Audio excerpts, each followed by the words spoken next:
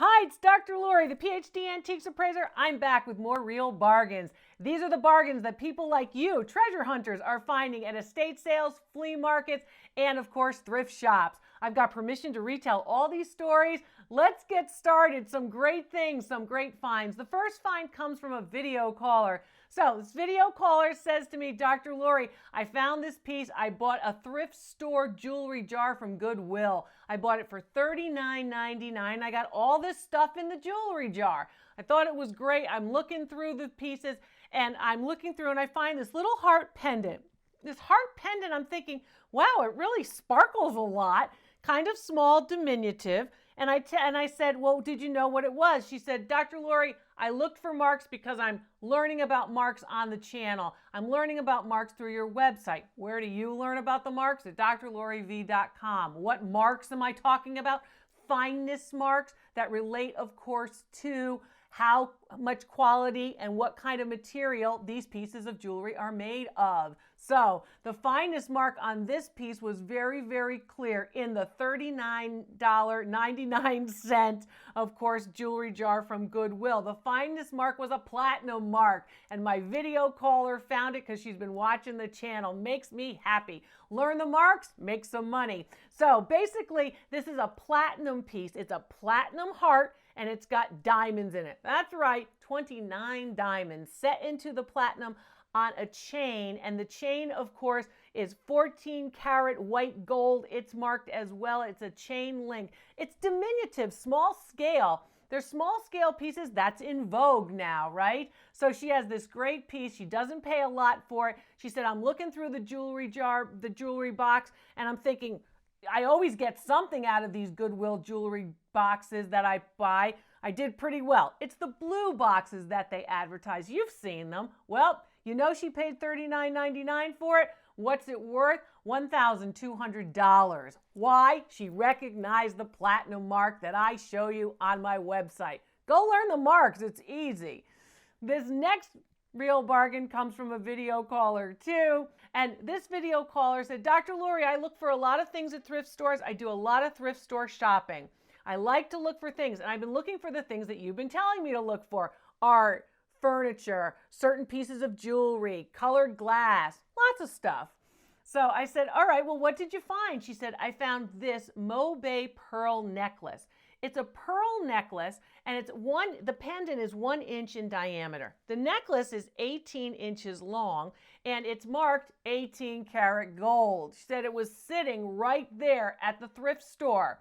She said, I loved it. I thought it was beautiful. It's a Mobe pearl, very large in terms of millimeters pearl as the pendant. And I told you it was an inch large. So that pendant is pretty significant and sizable. That particular piece, wonderful Mobe pearl, set, of course, in 18 karat gold. She said to me, Dr. Lori, I look for a lot of things, and I always use the loupe, and the magnifying loupe, and I always, in fact, like to find jewelry pieces. The magnifying loupe is available on my specials and shop page at drloriv.com, and I get compensation when you purchase a loupe or any of my recommended products. So I said, you've got that money magnet in the loupe. She said, that's right. I said, what else did you know about the piece? She said, well, it came with documentation, receipts from the actual designer. This piece, I told her, was designed by Apkar Ervan. And Apkar Ervan, a relatively well-known jewelry designer of the late 20th century. And this jewelry designer was known for these statement necklaces that had a beautiful semi-precious stones or maybe a large pearl on a long chain. As I said, the chain's 18 inches long. It's 18 karat gold, and the 8s are raining in this particular video caller's thrift store find. She paid $8 for it. What's it worth? $1,750. It's really a wonderful real bargain. Look for the markings not only on the clasp, but also on the back of the setting of a pendant. So you might have 2 markings on necklaces like these, like the pendant that was platinum, like, of course, the Mobe pearl pendant too. So look in both places, on the clasp of the chain and also on the back of the pendants. This next real bargain comes from a video caller who was at a church sale. So she's calling me, and she's very, very good at finding jewelry. A lot of you are very good at it. Why? Because you're starting to recognize quality. So she said to me, I was at a church sale, Dr. Lori, and I was looking around, and I like to go to these sales in relatively affluent areas because I know that most of the donations might be of better quality because, of course, folks in those areas might have the ability to spend more money on their art, antiques, and collectibles. I said, well, that's true most of the time. So she said, this is an established church, very nice. It was a wonderful sale, lot going on, and they're raising money for the charity. I said, well, that's great. She said, well, I saw this piece, and I love sterling silver, and I like sterling silver pieces, and I was drawn to it immediately. I was drawn to the organic shape of this broken heart. So you can see that it kind of looks like a broken heart. It's very rounded. It isn't all that pointed at the end. It's sort of more biomorphic. And in the mid-century modern era, you will see a lot of elements that look like this from about, anywhere from the late 50s, 60s into the 80s. Well, you see these nice rounded forms, organic forms, forms that look like nature. Really nice piece, beautiful necklace, pretty long too. So she said, well, I saw it and I said, I have to have it. I want it. I don't care what I have to pay for it. I said, well, you care what you want to pay for it. She said, well, yeah, I care some, but I like the fact that it was sterling silver. It was obviously marked, the necklace and the pendant. And the length of the necklace is what the design is all about. I said, what else do you know about it? And she said, well, I recognize the Lapponia jeweler actual mark on it. And I said, you know who the designer is? The designer who's been making designs like this for the last 50 years from Finland. It's a Björn Weckström design for Lapponia jewelers. It's a beautiful find. I said, what did you pay? She said, I paid $40 for it. Now, granted, when you're at a church sale, $40 seems like a lot of money. But in fact, this piece, it was well worth the $220s. This piece for $40 is worth $1,000. Sterling silver, clearly marked, and a very well-known Scandinavian designer for this necklace. She knew what to look for once she had that opportunity, and she said, for $40, I knew it was going to be a good investment, and it certainly was. So the church sale actually worked to her benefit on this real bargain. This next real bargain comes from a flea market find. So my video caller says to me, Dr. Lori, I would have not known what the heck this was if I haven't been watching the channel. Because you tell us what to buy. You tell us what to look for. And I have an ongoing list on my phone. I know what to look for. And when I see it, I buy it. I ask no questions. So I said, well, tell me, how did you get this? He said, I was at this flea market. There was a box of jewelry. It had a lot of sterling silver in it. And that's what attracted me to it. So it was $30. He said, I did a little negotiating to get it down to $30. But in fact, I got it down to $30. I saw the sterling silver in there and I thought, I'm just going to buy the whole box. All right. So we got a lot for $30. This is always a good idea. If you have this opportunity to get a whole bunch of jewelry in one particular place for one particular price, go for it. Why? Once you start sorting it out, and the unboxing is fun. Once you start sorting it out and going through what everything is, you're definitely going to get your money back. Negotiating is a good idea. Now, he was a male video caller. I always say, the guys don't mind negotiating. The women are oftentimes a little more tentative, but I want you to build some confidence and try it, Take a shot. Just say, hey, is this your best offer? Will you do better? Will you take a little bit less than what your asking price is? It never hurts to ask. And even if it's a place where you go, oh, my thrift store, they never negotiate. Try it. You might have the day when they feel like they want to help you. So anyway, bought this at a flea market, finds this particular piece in that jewelry box full of sterling silver pieces, takes it out, and he said, I recognize the jewelry designer's name because of the channel, Dr. Lori. It's a Ben Amun double strand to triple strand with pave set, actual crystals, faux stones, colorless stones in gold tone metal with all of the pearls, the multi-strands of pearls graduated down the center. Gorgeous. Ben Amun costume jewelry designer necklace. He said, I saw it, I recognized the name from you telling us about these high-end costume jewelry designers, and I knew that I was going to make my $30 back and then some. I said, well, yeah, that's true. Things that you want to look for. First of all, the clasp. If you've got a pearl necklace and it's got a pearl element in the clasp, even if it's faux pearls like costume jewelry, that's going to impact value. The gold tone metal, and then of course the two tones. If you see on this necklace, you've got that area where you've got these sort of two almost clips on either side that then introduce the triple strand at the bottom of the necklace of the pearls. Those little clips, in fact, also enhance the design. It's a beautiful multi-strand, high-quality faux pearl necklace by Ben Amun, and this piece dates to, of course, the 1980s into the 1990s. So not all that old, not all that vintage, but really beautiful. So for less than $30, remember, he paid $30 for the whole jewelry box full of sterling silver pieces and this piece alone worth $450. And again, I show you what you should look for. Go out and treasure hunt for the treasures that I'm pointing out to you so you can flip them for a good return. That was a real bargain too. I loved the double strand that went to the triple strand. A really nice, of course, design element by one of the best costume jewelry designers out there. Costume jewelry designers to the celebrities.